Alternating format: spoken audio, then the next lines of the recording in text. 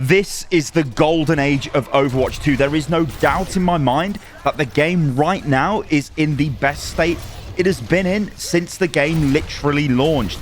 Now, you've got to remember, this is the only kind of like caveat here. In 2016 and 2017 to some extent, but mainly for the back end of 2016, Overwatch was on top of the world. It was the biggest game in the world. Everybody was playing the game. It was massive. So it's always going to be very difficult to beat that unless Overwatch can somehow get to those heights again. I don't think that's possible. It's a different gaming landscape. However, the game itself, what it offers right now is it's bonkers. I mean, just look at this. Like, you cannot actually deny that Overwatch right now has got so many different ways of playing the game in it. This is actually unheard of. I mean, do you want to play unranked? Well, you can. You can play 6v6 open queue if you like. You've got quick play. You've got mystery heroes. What about competitive? Oh, well, you've got 5v5 comp, but hey, you can play 6v6 comp as well. I mean, what the hell? You've got Stadium, obviously this brand new mode, which I think is actually insane. This is just so good. And then you've got Arcade. This has got a ton of modes in it that are constantly rotating, all of that stuff. But wait, you've also got custom games. You've got the PvE missions, which we won't speak of. You've got Hero Mastery, which we won't speak of. And you've got the training range. I mean, this is literally insane in terms of content. You cannot say the devs have not delivered here since the, since the takeover by Microsoft. It seems that there was a little bit of a period where they were kind of shaky. Now, though, it's almost like they've got the oversight has been reduced on the team, and they're not having to do things to just relentlessly make money as much as they were doing before.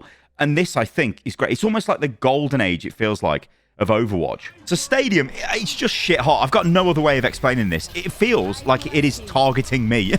It's like, yeah, you're an old Overwatch player. You maybe played the game to death when it launched and for, 3 or 4 years after that. But then you became a bit disgruntled with the development team because they didn't really do anything. I know there's a lot of pressures on them. There's a load of other external issues, internal issues, all of that stuff going on. But the game just regressed. It didn't feel like anything was really changing. It felt like this once beloved thing is no longer innovating, and it was annoying.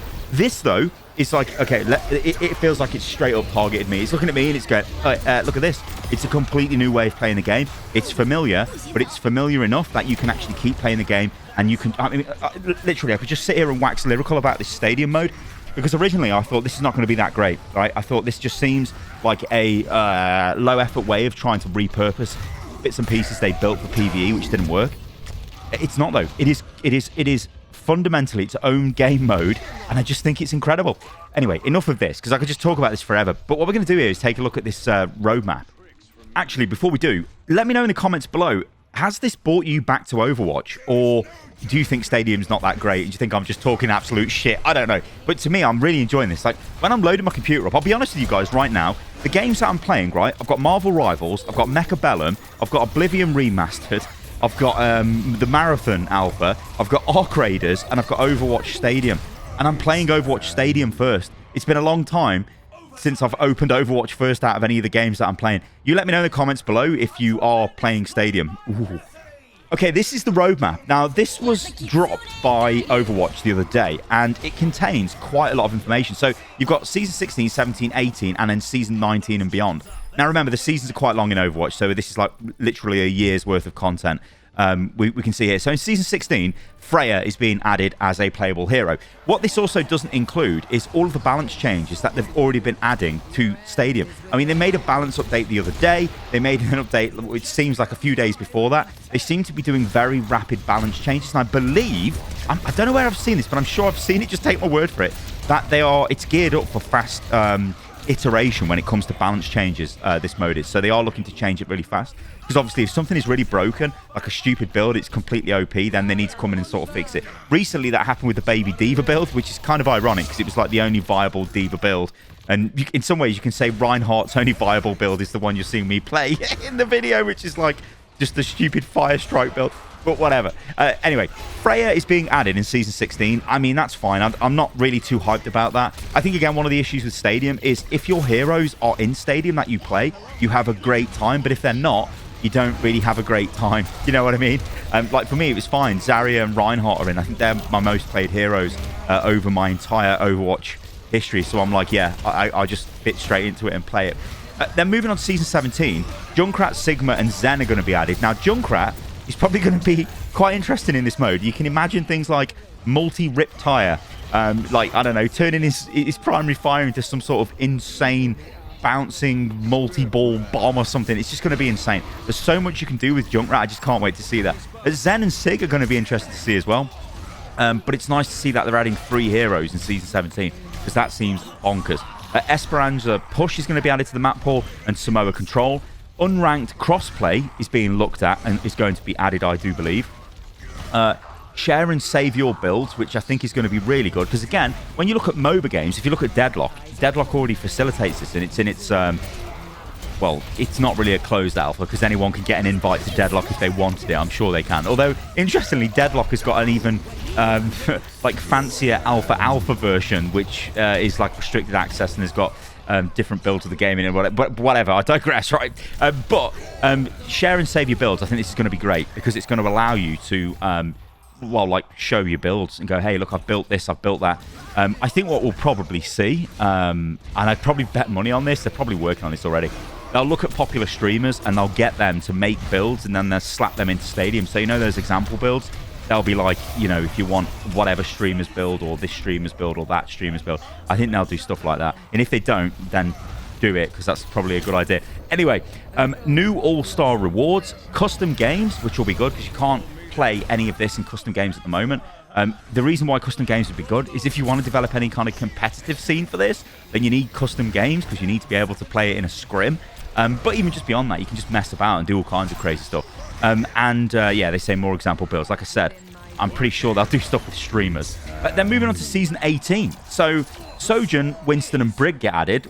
I think out of all of those, Brig is probably the one I'm looking forward to, because in this mode, you can become broken, and Brig is a very easy hero to break.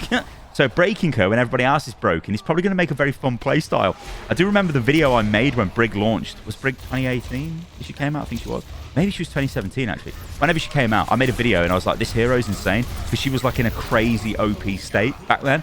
And it was so much fun, although little did we know what she was about to do to Overwatch League and all of that stuff. But anyway, I can't wait to play her in this mode. I think she'll be great. New Route 66 and London maps. So what they mean by that is new variations of them for Stadium, which again, I think is going to be really cool. I think we might actually see some repurposing of the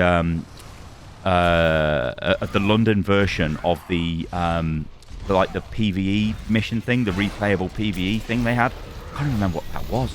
You know, where it was off to the side on King's Road before you get into the sort of underground section. We'll probably see some of that, I'd imagine. Stadium, new game mode, sorry, Payload Race with 2 new maps. Again, that'll be interesting to see how that works out. I'm imagining this is like trying to push 2 different things at once or something. Who can get it the furthest? And then you've got Stadium Trials feature, which I think is like a Stadium like mission feature, where you're going out to complete certain objectives. I think that's what it is. We'll have to wait and see how that develops. New All-Star rewards and endorsements are coming. And then in Season 19 and beyond, so these are kind of like the very loose plans. They say new heroes every single season. It goes without saying. I mean, the thing with Stadium is you've obviously got a massive roster of Overwatch heroes. We're getting ready for Hero 45 at the moment. So, you know, there's only a certain number of heroes in Stadium anyway. They can keep going for years, adding existing heroes. And it's interesting to see the balance between, do you want a new hero, which is just launched, going straight into Stadium, which is kind of what they're doing with Freya here, or existing heroes. I think they're probably missing a trick here. Like, I don't think enough people really care about Freya. I think she's fell a bit flat as a hero launch. She's mechanically interesting, but I think she's just kind of boring. I don't think many people are going for it. I'd like to see like Symmetra or somebody, you know, bring the OG heroes back. But yeah, we'll see.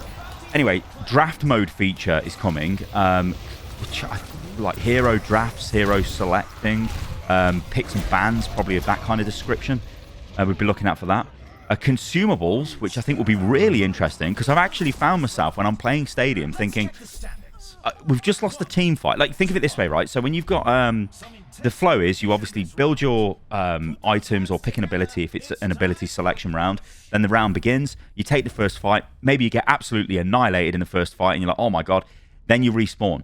And as you're running back, it would be nice to be able to spend some of that Stadium cash maybe on a slight buff. That might give you a little bit of a, you know, an advantage in the next combat, because you've just been absolutely rolled. And I'd be thinking to myself, I wish I had like a speed potion or an attack speed potion, or, you know, like a I don't know, a knockback resistance potion, or like something like a one-use ability, like I can throw a stick of Ashes Dynamite or something. That'd be really cool, right? And I think that's something they could definitely do. And again, they had a very, very early version of this in the very early version of Overwatch 2, which I played, well, back in 2020, was it? No, 2019. Very long time ago. BlizzCon. I think it was 2019, wasn't it? Yeah. Oh, dear. Anyway, item system upgrades, which is going to be, I think a standard thing they're always going to look at doing. And they're always going to be changing stuff like hero abilities, changing the items. But although this might actually refer to upgrading the individual items that you've got, instead of just replacing them, selling them, and buying different ones. I think the only criticism you can throw at these items at the moment, when you're doing certain builds, like the Reinhardt Fire Strike build, you're just going for ability power. So you're just picking things with ability power. And it is kind of boring if you just buy something with 40% ability ability powder. I wonder what that could be. Or like doing, maybe that could be a consumable buffet, Blizz. Or like, you've got 10% life steal and 5% weapon damage. They're kind of a bit boring, right? It would be nice if they had actual effects on them. That'd be a bit cooler. Some abilities do, some items do, but yeah, I think they could go deeper on that. But as a first iteration, I think it's fine what they've got so far. So basically, that's the Stadium roadmap they've dropped. It's pretty comprehensive, and I'm like, this is literally the only way I play Overwatch at the moment. It is so good. So the game director Aaron Keller dropped a big blog update and went into detail on Stadium, and it's quite eye-opening. So check this out. We often see a big spike in playtime shortly after a sparkly new event launches. Playtime in Stadium has been a bit stickier. In its first week, roughly 50% of all play hours in Overwatch 2 were devoted to Stadium. When it comes to builds and hero balance, we'll be collecting data over the next few weeks to see what changes need to be made for the mid-season balance patch, if not earlier. So the takeaway here is this as a, if it's a new game mode, and there's been loads of game modes, limited time modes, loads of stupid arcade modes and whatever added to the game over the years. People do check them out because it's a new way of playing the game. Maybe they play once or twice and they don't bother again. I think what he's saying here is Stadium is a lot, people are coming back. I mean, he says it's stickier, right? So people are coming back. But I think it's interesting that roughly 50% of players, so literally half the player base, were playing this new mode instead of playing either quick play or comp, which I'm guessing are the ones that make up the majority of the other 50%. So this is good news for the initial launch. He then goes on to talk about game modes. We're planning on releasing a new game mode within Stadium named Payload Race, and 2 brand new maps will launch with it. On top of that, we'll be integrating a new mechanic that we've been calling quests internally. At the start of each match, players will select from a random set of quests that will dole out rewards once objectives are completed. So, again, this leans into the, like I've called this mode competitively casual, and it kind of does lean into that. And I'm all for that now. I don't know, like, whether years ago I would have accepted this. I would have been like, now this mode isn't really serious. I want like ultra balanced, super serious mode. But I think now I'm mellowing out a bit. I'm like, no, I just want to see my heroes in third person. I want to see their cool skins, and I just want stupid overpowered abilities. And if it's a stupid quest for me to kill 5 people with charge in a game of Stadium, I'll take it if I'm playing Reinhardt. Whatever, let's go for the crazy charges. Maybe it's a quest to, like, kill people with Fire Strike, or hit a certain number of people in Earth Shatter or whatever. You can see that's probably what they're going to do, because the danger with this is you put quests in which are stupid, right? So imagine if they're like, be the first person to die every round. That would be stupid as a quest. Why would you have that? But then that would incentivize bad behavior. And yeah, they're not going to do that. But I think this is interesting to see. But like I said, casually competitive, give it me, inject it into me. I think this is good. Just do it. Let's do it, please. System changes. While we're really excited for new combat in Stadium, we think systems that influence the way you put a build together can have an even greater impact. In Season 17, we'll be releasing a build importer and exporter. This will not only allow players to put together builds outside of Stadium match and then select them inside a match, it will also allow players to select from community builds as well. So, if you can select from community builds here, they will 100% have like the streamer build section you'll be able to select from. Like pro player builds, developer OP builds or whatever. And this is going to be cool, right? It would be good if there's a voting system in this as well. So if builds are actually useful, players could vote and even review them. That would be sick. I don't know whether we'll get that in the first version. Maybe we will, I don't know, but that might be something down the line. I guess the only negative to that is people might just start playing the same builds over and over again. But what I will say about this game, and about MOBAs in general, is item builds and ability builds and stuff like that. You generally do get like an accepted way of playing a certain character. And then it's this like interesting dynamic of trying to find out what counters that and what works against it. And inevitably, new builds start taking over the older builds, and it happens organically. So in a way, it kind of keeps freshening the game up. So I think this could be quite interesting, because I think, again, one of the issues with Stadium is, yeah, there are example builds, but the example builds are not particularly the best for the heroes. Some of them are okay. They give you a little bit of a taster as to what to kind of look for when you're building items. But I think if you just spend 10 minutes in the practice range and look at the armory itself, you can pretty much build stuff and think very simplistically, like, I want Reinhardt and I'm going to be, a shield tank that heals people in range, and I'm just going to play very tanky. Well, it's very easy to see what items would work in that kind of way. Again, like with the Fire Strike thing, although the Fire Strike thing kind of is an example build, although there are better ways of building it.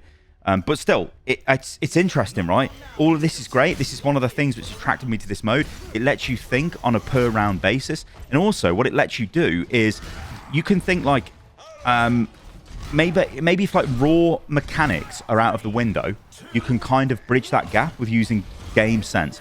Now, game sense has always been strong in Overwatch, but now it's like you look at what the enemy team is building, especially when you get a lot of Rhine mirrors at the moment. If I look at the enemy Reinhardt and think, well, what's he doing? I mean, there was a game which comes to mind where in the last round, I literally sold all of my stuff. I was an offensive build and just went completely tanky. I maxed out I got as much armor and health and shields as possible to get. I think I was nearly like 1,000 combined, and I had a massive barrier. My barrier was healing, all this stuff from what I remember. And we won. They couldn't kill me. And I felt like I made a good change there. But obviously, there could have been loads of other things going on in that game. But still, builds is great, and I think this is going to be good to see this added to the game. Crossplay as well. It's a big topic, and this is what Aaron says. You've also made your voices heard on a topic that's very important to all of us. It's crossplay. Since Stadium is a competitive system, it follows the rules of our core competitive mode, which doesn't allow PC and console players to group, obviously because of aim assist. Since this is the only way people play the mode, we agree, and we'd like to do something about it. We're currently investigating what it would take to make an unranked version of the mode. This would allow groups of friends to play together and would give us the ability to make other changes as well, possibly introducing a best of 5 format to the mode. So a shorter mode potentially, and then just letting everyone play together. This needs to happen because, like I said, it's casually competitive, this mode is. It's fine. We definitely need this. I still obviously just want, if I'm playing comp, I don't want to be playing against console players, and also console players don't want to be playing against PC players. I still believe that should be platform specific. But yeah, we definitely need an unranked mode, so it's good that this is coming, and this was outlined in the roadmap as well. So what about numbers of players, right? Now, Blizzard never, ever, ever, ever give you player data unless they make some outrageous claim, like 100 million people have played our game, which they have done, I believe. This was one of those things that game developers would do quite often when a game launched. Like, 2 weeks have gone by, we've got 10 million players now, we've got 20 million players. There's a lot of ways of interpreting that information.